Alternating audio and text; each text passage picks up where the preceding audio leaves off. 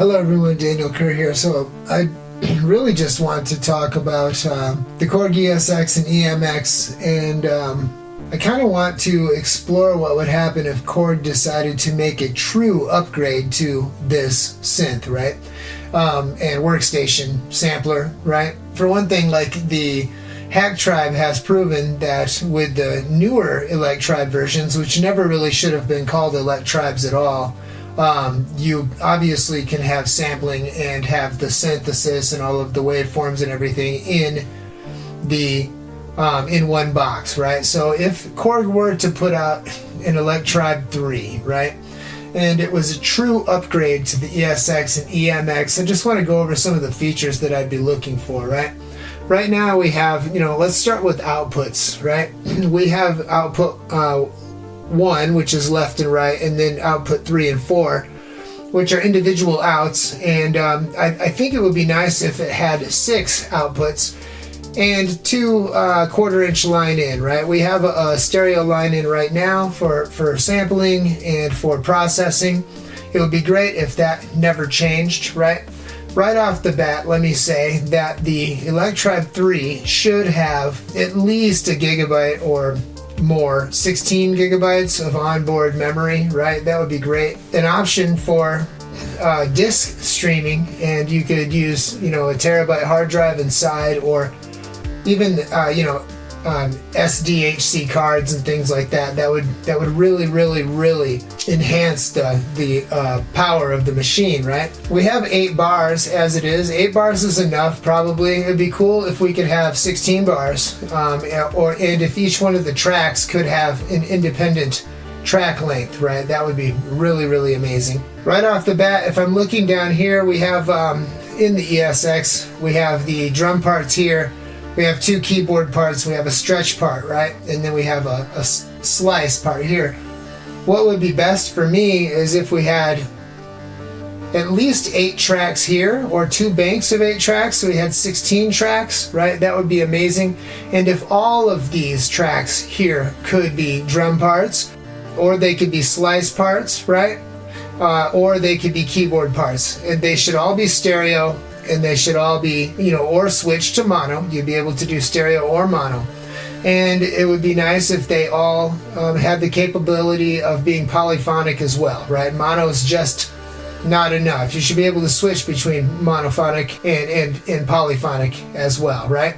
As far as the synth engine goes, the Korg Modwave, or the what's it called, OpSix, or any of the Wavestate, like some of the newer Korg architecture, could go into the machine. And you could also have the USB. You could have USB connectivity so that you can hook it up to your computer and use the editors on there to create synth voices, much like Roland's Zencore, in the way that you can make patches and transfer them directly to the MC units, right?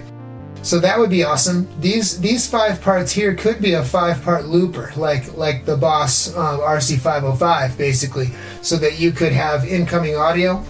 It would be super, super nice if the incoming audio or any sample had real, proper time stretching, instant elastic audio time stretching. That would be amazing, right? Another thing, we talk about the slice part. As it stands, when you go to a slice part, no, I don't have any, I do have slices in here. When you go to a slice part, you're not able to pound out the slices in a real-time recording. You should be able to do that. If any of these, in the pattern part, if any of these were slice parts, you should be able to actually play the slices and sequence them, right? It should have quantizing and non-quantizing for playing tracks.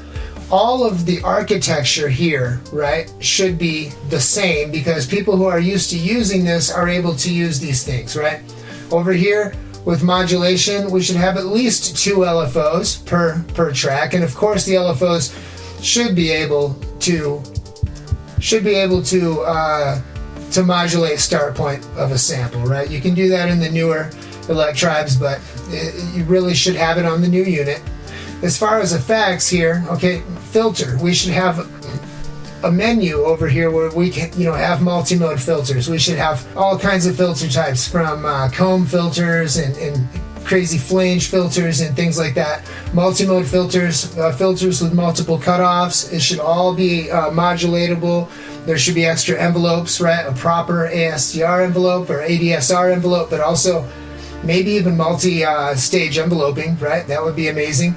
Another thing is that these effects, it should be a rotary dial like it is, but on the screen you should be able to, you know, the screen should be upgraded, but in the black screen with the white, you know, even like an Electron style screen, but nonetheless you should be able to choose from very, very high quality reverbs. And to be honest, even like the Korg NTS1, you should be able to create, using software, new effects algorithms and things that you can download into the machine, right? That's a no-brainer.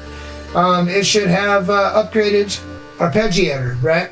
This arpeggiator is awesome, and I use this for a lot of things, but one thing is that, like, in the keyboard parts, it's all 16th note arpeggiator, right? You should be able to maybe load your own arpeggiator, or maybe have a true step sequencer that you can trigger with the arpeggiator, but you should also be able to set the timing to 1/4, 1/32, 1/16, 1/8, right?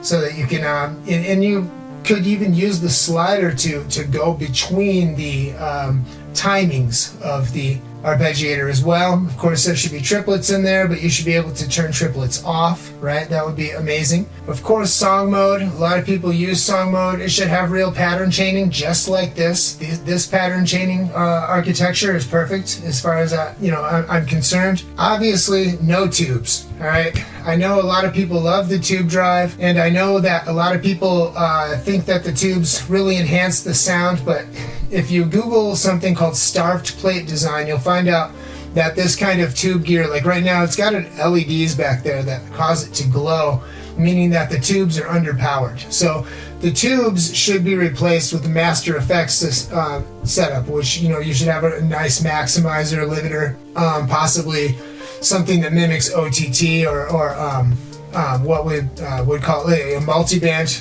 compression and things like that, right? You should a true effects Master Effects out. You could put a Chaos pad in here somewhere and integrate Chaos physics, like we have on the Modwave, which is Chaos physics is insane. You should definitely Google that if that's chaining 3 effects, 3 insert effects per channel.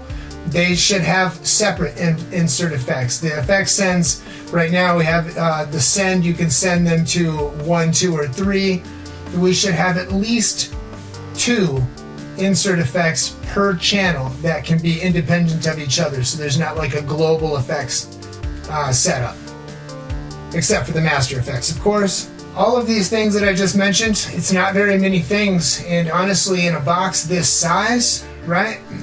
Everything that I'm talking about is absolutely possible. And many of you have asked about my own machine that I'm designing. I put some stuff up before. I've got a small video about it where I have it all set into a case, and the pads in that video are APC mini pads, and then something like that. And then it's got a here's the specs of my machine that I've built. Okay, it has a quad core 4 gigahertz processor. It has 32 gigs of RAM. It has Wi-Fi. It has a 2 terabyte hard drive. It has 64 pads on a grid. It also has 16 sliders and 16 assignable knobs. It has a 10.1 inch multi-touch display. It's got MIDI in, out, and through. It's got multiple USB 2.0 and USB 3.0 jacks or connectors. It has a USB-C connector. It has a full audio in and an audio out, and it has 10 hours of battery life. You can run any software on my machine, and that includes Ableton Live or any video software, or even any type of any software. Of course, it has HDMI out, so you can hook up a mouse and a keyboard, and you can use it as a computer, because it really is just a computer in a box. But the dedicated controllers for music and stuff are set up The way I have my unit right now set up is that when I power it on, it doesn't really open anything except for Ableton, and it runs all of my third-party VSTs, right? So it's a powerful, powerful machine. I can do all kinds of stuff with it, and every person that buys one, it would come with templates for different software, probably FL Studio, maybe a Mac version with Logic, definitely Ableton Live, of course. I use Reactor in mine. And then, of course, you know, I can play live with it. It's all mapped up, but you would also be able to just get in there and just set it basically the way that you want it. If you want to see what it looks like, my son finished the CAD design, and I'm actually shopping out to different machine shops right now to get chassis made so that I can, you know, see what it looks, so I can get a piece so you guys can look at. But if you want to see it right now, you should be able to see it on the screen right now, but you can also go to the link in the description and open up that 3D file and scroll around and see what it looks like. The retail price for the machine that I just described is going to be about $1,200 or less. Okay, it's not going to be more than $1,200. That's $1,200 USD. And I plan on getting some funding together and also launching a Kickstarter or something like that, you know, Indiegogo, something like that, to get crowdfunding going so that we can get the first few units out the door. Anyway, it's Sunday evening. I'm about to pack this up and send it to the buyer in Slovakia. And yeah, I'm sad to see the ESX go, but I am excited for new things coming out. And Korg, if you're watching this, or if somebody knows somebody at Korg, you want to do an Electribe 3, I'd be happy to be on the R&D team, along with Leon DeStar, or other people who are really, really into Electribes and have blazed forward new techniques and shown the world brand new things that we can do with this staggeringly amazing piece of gear, because this is the most enjoyable and most intuitive performance sequencer I've ever used. Unfortunately, the specs just aren't up to par to have it compete with some of the newer stuff, or to even be combined with some of my new stuff on stage. So yeah, it had to go. But I hope everyone had an amazing Christmas. I hope that your new year is amazing, and I want 2025 to be the best year of your life. Definitely send me an email at snowmetaluniversity@gmail.com. You know, if you want to talk to me about anything for any reason, that's always been my open invitation. You can go to ghostwrittenclips.com and sign up for the email list. I promise this year I'm going to send out more emails with free stuff, right? I'm pretty lackadaisical about getting emails out. I definitely don't spam. If anything, I don't send enough emails. Anyway, everybody be blessed. Love you.